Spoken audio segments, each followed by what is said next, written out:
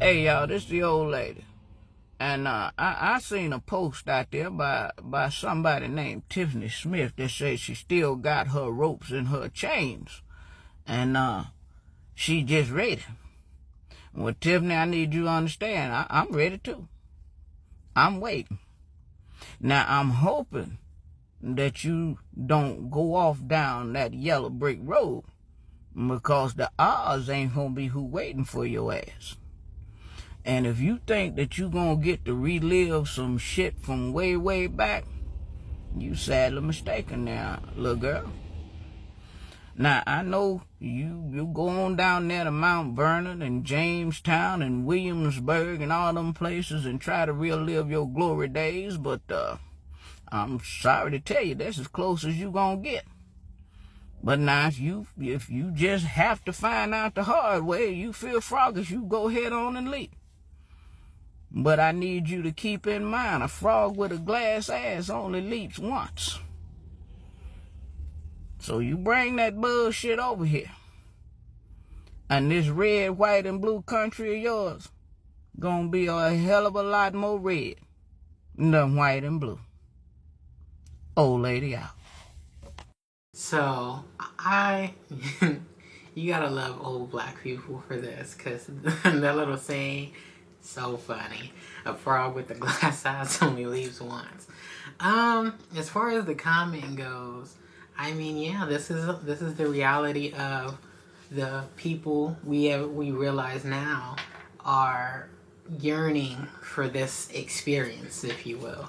And I wouldn't be surprised if it's going on right now somewhere off in the boonies. Somebody's been kidnapped and is being enslaved by these sort of people. But as far as the comment goes, I don't really get bent out of shape behind a whole lot of internet propaganda. Rage messaging. Yeah, because it's kind of like, who's to say who's really behind the profile in the first place? These days, you don't really know who's really behind the profile. It could be some dude, right? Some racist dude that's posing as a woman. Could be a woman, who knows?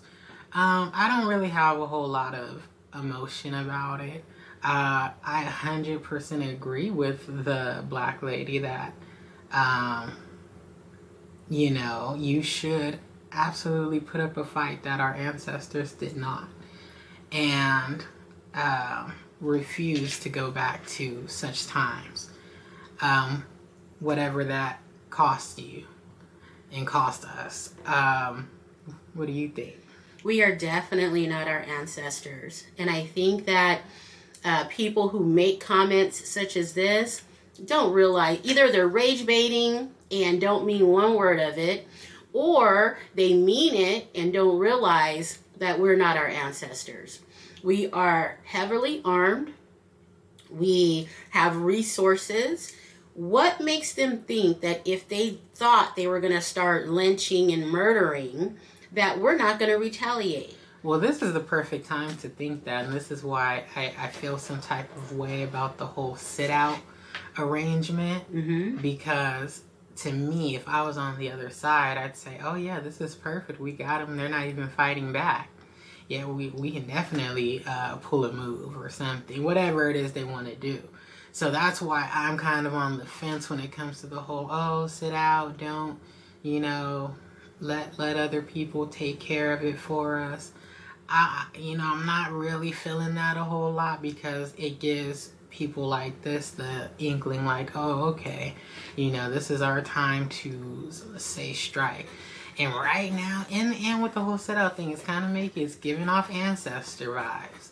It's giving off, we're just sitting back and letting happen whatever's going to happen. But I understand that people have explained that there is a deeper strategy at hand in the whole sit-out ordeal. So, whatever. But, yeah, I think that this lady's absolutely correct. There are a lot of... If I could stop you for a second, I want to go back to, you said something. You said letting them do it for us. Right. And I don't take that at all. I don't think that that's what we're doing at all.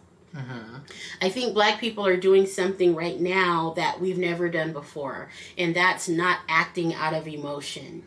And when you're not acting out of emotion, you can actually make some strides on working strategically.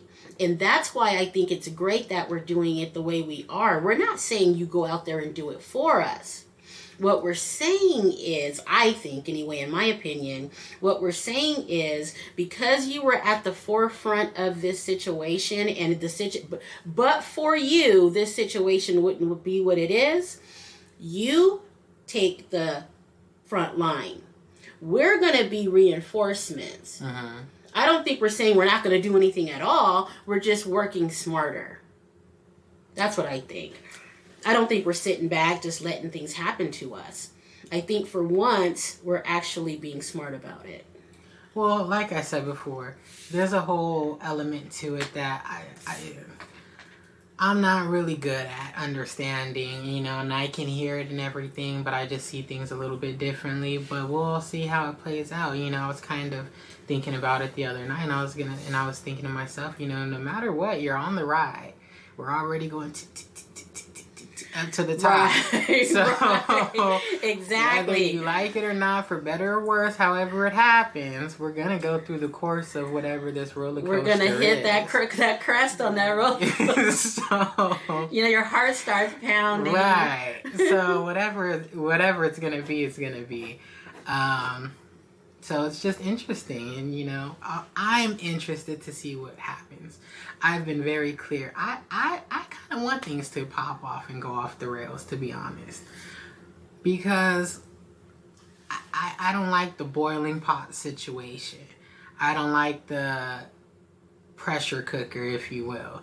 It's kind of like, let's just let the top off this thing. You know, if this is really the course that the MAGA supporters want to go, let's do it. Let's set a date. Set a date, place, and time, and I am sure there are going to be tons of us who will show. And let's just have, you know, let it go down in history. You know, let's set a little once and for all. You know, that's what I'm on. I do not agree with that. I know a lot of people. I don't. A lot of people don't agree with it. But it's like, if it's really an issue for you, let's go ahead and settle the issue.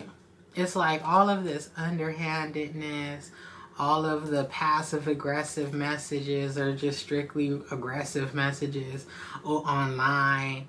It's like, it's so irritating. It's like you see these videos when they're in the store, and like this one I saw. He was like, I'm gonna beat your ass. You understand me, boy? And the black dude was like, oh, I've been waiting for this shit. You got the right one today. Yeah, he pushes his car and he walks up to him, and all of a sudden, all the energy that you were, it dissipated. Gone. Yep. Well, I mean, if this is what you really feel in your heart, let's do it. Like, let's really get into it. You know, it makes me so upset. It makes me so upset. I know I have a warrior spirit. I just know it. I'm not built for this whole sit and wait and see ordeal. The generational crossroads, I tell you. That's just me. No patience over here. No patience. I don't think my generation would be down for that, to be honest. A lot of us are a little soft.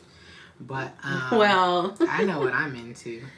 So that's what I would like to see happen. I think the people with patience are thinking about the future of their kids, their future of their grandkids. And we want to try to move through this situation as smart as we can. And we've talked about this before. And I've definitely posed the question, because in my mind, I don't see an ultimate win. When minorities are living in this white society that is America, they do not have a win, an ultimate win, right? We're not represented. We're barely represented in places of power. I just don't see what most people aren't going to fight for us if we don't fight for ourselves. So Which we will in time. But we will. But where's that going? Is it going to yield anything worth going through? It's kind of like Martin Luther King said towards the end of his little days, was, I fear I've led my people into a burning building. Mm-hmm. Meaning, okay, I've worked so hard to try to integrate them into this space, and at one point, whatever information he may have gathered, he decided or came to a conclusion that, you know, there might not be an ultimate win for us. So for me, I just kind of feel like, what future are you really leaving for them? What I would like to see happen, I don't know if this is a possibility at this point with this administration, but what I would like to see happen is I would like for us to learn, once all of this simmers down, how to learn to maneuver in the world in which we live using all of the resources that are available to us, and then start self-segregating. Not mandated, but self-segregating. Start only supporting our Black businesses. Start keeping our communities the way we want them to be. But we're doing it at our own pace and on our own. See, the problem with that, though, is that our community, and that's another thing, not to mention the society we're in, but the community is it has an internal fracture.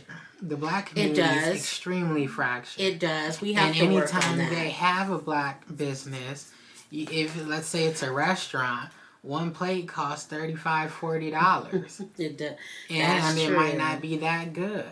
So it's just kind of like you go to a clothing store, Black owned, and a t-shirt's $60.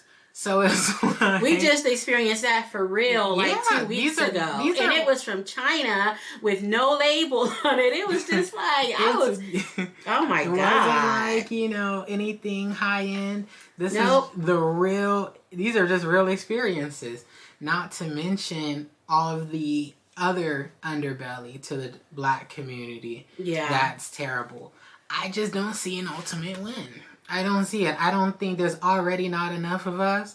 And then there's already not enough of us who are, what do I want to say? Not the youngins, as they're saying on TikTok right now. Like these youngins who are out just doing crazy stuff. Before Trump got elected, it was a whole bunch of running into stores, just snatching shit off the shelves and walking out. Yeah. You know, knocking people upside the head and taking their car. Mm-hmm. Not to mention all the stuff that happens internally in the community when they're killing each other over rap or over $20-$50. It's just a whole over disrespect. He disrespected me, I'm gonna show him. So it's just, I feel like the people are so fractured that we're not able to even pull ourselves together. Not to mention do what you're saying, do and operate in this society and situation that's foreign to us in many ways.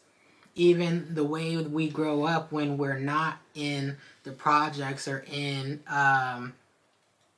low-income environments or poor environments, we're still so much different. We are brought up differently and we respond to things differently. It's kind of like white people don't think it's good to have an ego. They find that as being not classy, looked down upon, arrogant, right? Blacks are taught to have an ego because you need it in order to have some form of strong inner constitution as you move through a world that's gonna fight you, or you're gonna run into cruelty, whatever, along your way. Even if you're, and that's from the time you're able to understand, I don't want to say how to talk, but you're able to relatively communicate. That's something that's just drilled into you, and you build this ego. it's just there's so many factors that make what you're saying seem impossible. I'm not gonna say, you know, God might be able to pull it off. You know, I don't see it, but I'm no one to say God can't do it. Although I'm not big on that. I completely agree with your assessment about that. However, because we are going through this experience right now with Trump, and we know how fragile this thing that we call the United States is, and how easily we could potentially be back in some form of slavery just like that. You know, we all now know. So with this experience now, I think we've gotten a wake-up call that, hey, Black people, you need to get your shit together, because it may come a time where all you have is each other. So I'm hoping that is what we're all hearing, realizing, and recognizing. I know I have. That's why I'm on this support Black business thing, but then you get slapped with the $65 t-shirt with no label on it. So, but we have to start holding each other accountable in many areas. So, right, I'm keeping my fingers crossed, and I'm keeping hope alive. Well, you know, some hope is better than no hope. I don't have any hope. Call me when it's time to go ahead and set it off. But, you know, I'm going to sit back and watch. You know, I'm gonna put a little drop of faith on it. But, you know, hope, I don't know about that. He's been dragging me to the shooting range. So, look, practice makes perfect. Oh, my God. So, anyway. So, all right, guys. That's all I have. You have anything else? That's it. All right. You guys have a good one.